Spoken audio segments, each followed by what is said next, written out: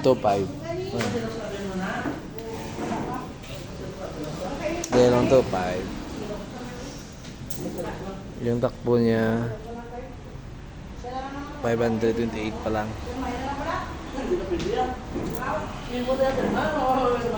Yung problema nito side bearing. Side bearing yung problema ng motor ko. Kasi tingnan nyo ang ano nyo. Pakinggan nyo yung ano, yung ingay. May lumalagatok. Yan.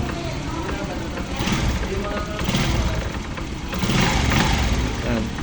Bali,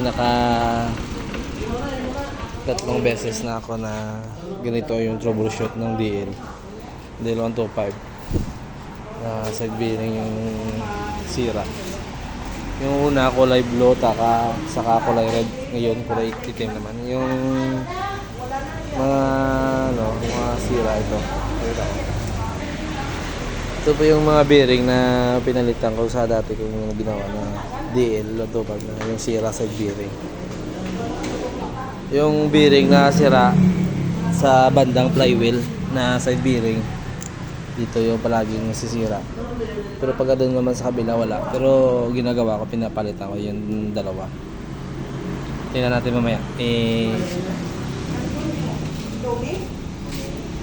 Ayusin natin.